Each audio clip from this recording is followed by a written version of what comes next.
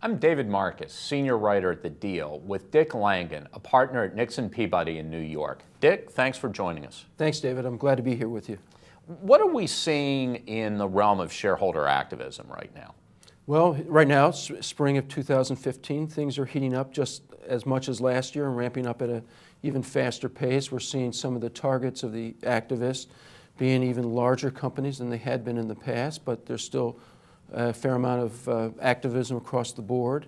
About 25 new activist funds are formed each year, and that just adds more fuel to the fire, and there's more and more investor money pouring into the activist funds, which creates more of an impetus for the activists to try to get to work with their money. And when you're advising a company that has been targeted by an activist, what advice do you render? Well, we try to get out ahead of the curve if we can, and try to have our company boards and senior management teams both understand the possibility of activism and its upsides and its downsides. And we encourage them to be engaged very, very heavily with their investor base, both those that are institutional investors as well as those that are activist firms, so that they can learn what's on their mind as much as possible, and so that they can also communicate their vision and their strategy with those constituencies.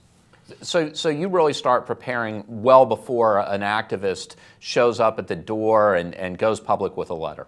Well, that is the preferred way of doing it. We're not always successful in convincing our management teams or boards that they need to do it based on their shareholder populations, but when we can, we do.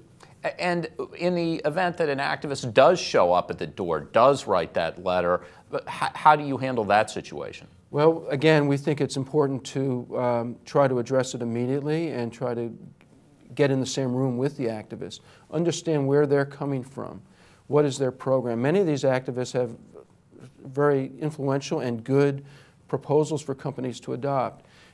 If the companies have engaged with the activists before even the letter comes in, at least that first meeting isn't one in which they're both at loggerheads trying to figure out who's there and why they're in the room, and instead they can get right down to a discussion about what's in the best interest of the company, what is doable as opposed to what is desired. Dick, thanks for joining us. Thank you very much, David. Good to see you. For The Deal, I'm David Marcus.